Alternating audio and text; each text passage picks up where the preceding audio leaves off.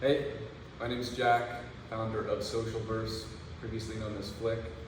I was gonna put up a teleprompter on my iPad I'm recording on, and then I realized it should come from the heart. It's something I can recite because it's a story I've been telling since I've been younger, of the power of social media, the power of information, really, the power of education. All information is educating us as an experience. And so when I was younger, I was so empowered by channels such as Kirk Sagat, Exerbia, Rational Animations, Pursuit of Wonder, who dispelled my existential crises and nihilism into a higher form of looking at life as how beautiful that it is. And so it came to me that I should go through business, and the thing that I would want to spend my money back on is creating some of these channels and, being who I needed when I was younger. Because I also saw some insights on ways that those channels could even do a little bit better. And I was like, okay, well, I'll just do that myself. And obviously, since the young age that I was with YouTube and using it, times have changed, and the way social media has changed has been ridiculous. It's the number one use of the internet today. iPhones have taken over the majority versus the desktop, and of course, since we use them vertically, then the full screen vertical type of scroll on videos is the current highest form of engagement we have with these phones. The sad change was that where YouTube was a really crappy sort of algorithm which would give you relative videos, you really found a lot of the best videos from just sharing. And the timeline feed on Facebook was purely chronological. It was just like, what was the most recent thing posted? It was only from your friends. And then it was when you go to your friend's house, they show you a cool new video. And this was a much healthier form of the ability to share media than we have today. Nowadays, we have much powerful algorithms, much more powerful, and I think we're in a stage of the internet that will be looked back onto how we looked at cigarettes now, which is a beginning to the understanding of how toxic we've created these platforms to be. And essentially this could be super easily understood by personifying the algorithms that currently govern our feeds. And so these algorithms are basically purely engagement algorithms. The goal of the algorithm is to keep you on the app as much as possible. And so to personify this into kind of like a human relationship, which is not that much different when your friend was sharing a video versus when an algorithm's feeding you the next video. It is two external things outside of you that are looking at you and trying to give you something that it will gain from. In the form of a human relationship, we obviously value giving other people empowering stuff and things that will bring deeper insights. And the engagement algorithm is tailored just to feed you whatever it can that will keep you on the app. And so the goal of the engagement algorithm as a friend is that you would stay on the couch all day or stay in bed all day and just continue watching whatever it will show you. And it doesn't care what it has to show you as long as it is getting you to engage more. And so this is really like a thing on these apps today is, I've re-downloaded TikTok and deleted it many times because it is not conducive towards my future, but it is such a seamless experience. And what I actually did for myself was found these certain videos I would save, and I put a widget on my phone where I could go directly to them. And these were videos that when I watched them, I got inspired to continue to go after my goals. I really switched just to using Reddit. I subscribed to Wholesome News and a bunch of different communities which were curating content, and I think Reddit has this cooler type of model. But obviously it's outdated. It's like younger people I find are more rare to be hip on Reddit. They were the front page of the internet, but it's a very outdated UI UX, and they're obviously more of a text and video platform. So the user experience for pure video isn't all the way there. So this is where I came in to build the existing platform that exists, which is a combination of Reddit and TikTok. And so if you go on the App Store today, Socialverse, you'll find it on there. And it is really something that I love in terms of being able to just go watch a certain feed of videos. Obviously, right now we're in the super early stage, haven't pushed marketing, still building some of the back end and user experience to be great, and going to be doing a grassroots marketing push towards getting high schools signed up. You can have a feed, specifically for your high school. You have one for your city, really whatever group or community that wants to have their own feed. That's a cool thing. You can create a subverse, just like creating a subreddit, like how Reddit works today. Now, this is really the beginning step. I would say we're 10% of the fully fledged idea that is written out on our roadmap. It's really a matter of the fact that it's been a self-funding experience so far. We haven't raised venture capital. That is something that I'm moving towards, and I have a bigger concept and ideas in mind on just how to help society in general. I'd say my philosophy at my core is the effective altruist movement, which is just doing the most good. And the way that I see that these algorithms can be used to actually become super positive is flipping the switch on engagement to empowerment. And obviously it's much easier to collect data directly on how much time is someone spending on the app and how much are they watching these certain videos in order to recommend them. But it's not actually too difficult to build an algorithm that helps people. It's just a matter of allowing that person to give input, which highlights a bit more of the toxic effect of the current state of the world of algorithms, which is the fact that it's a friend that no matter what you say, it's not going to listen to you. If you're like, hey, I don't want just more engaging videos, I want empowering videos, that's not its goal, and there's no way for you to actually provide feedback. And of course, this is directly the mechanism that we use for empowerment, which is we're adding a button onto the phone, which is going to be an exit button. But it's not just an exit button, it's I am inspired and I am done watching videos because I got enough motivation to go out and do whatever I need to go get done, or even going and creating more of the content that I want to create and sharing with people. And so what that does is it allows us to see which videos and which certain orders have this effect on people of empowerment.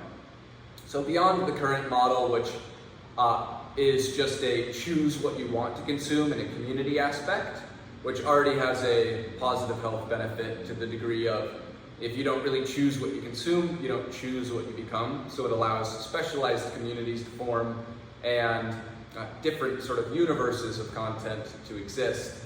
And this future is cool because it allows us to also play with many different algorithms and mechanisms of whatever someone wants to create. So that's the next part. The future of Socialverse is not just us developing new features and subverses. What we're working on building is just the grounds for any other developers to connect onto there and to make every single subverse use our backend to be fully custom. So if you want to create one where you're scrolling on videos of tokens, someone can add a swap button on there, and then you can just click swap and go, and 2 buttons away from actually learning about a certain token and getting it. And the next use case, startups. why don't you watch on a Subverse, and there's a button for you to actually invest into these things. The list goes on, like, I can really rattle off a ton because I've had so many different ideas. A horizontal Subverse where you open it, and it's basically like a YouTube and TikTok version where you're scrolling through videos like that.